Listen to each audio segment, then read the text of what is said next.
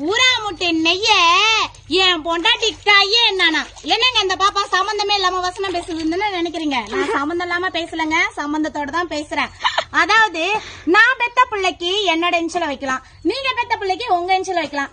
யாரோ பெத்த பிள்ளைக்கு நாம இன்சில் வைப்போமா? ஆனா பாருங்க, நம்ம திமுக காரங்களுக்கு பரந்த மனசுங்க. யாரு பெத்த பிள்ளைக்கு வேணாலும் அவங்க இன்சில் வச்சுக்கோங்க. எதுக்காக சொல்றேன்னா, நம்மளுடைய பாரத பிரதமர் திரு நரேந்திர மோடி ஐயா அவர்கள் பாத்தீங்கன்னாக்கா நமக்காகவும் நம்ம நாட்டு மக்களுக்காகவும் எக்கச்சக்கமான நல்ல திட்டங்களை கொடுத்திருக்காருங்க. அதுல ரோட்டோர கடைக்காரங்களுக்கு 2014ஆம் ஆண்டு வெயில்ல இல்லாம நிழல்லே இருந்து ஒரு வியாபாரம் பண்றதுக்காக ஒரு 4 சக்கர வாகனத்தை கொடுத்தாரு. அப்படி கொடுத்த அந்த வாகனத்துல பார்த்தா நாங்க தான் அந்த திட்டத்தை கொடுத்தோம். திமுக காரங்க ஸ்டிக்கர் ஒட்டி வச்சிருக்காங்க. அதுல இந்தாண்ட பார்த்தா கலைஞர் ஐயா படம், இந்தாண்ட பார்த்தா ஸ்டாலின் ஐயா படம்.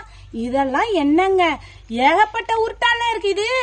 அதோட மட்டும் இல்லங்க, இப்ப நிக்ஸாம் புயல் வந்துச்சு இல்ல, 450 கோடி நிதியை வாங்குனீங்க.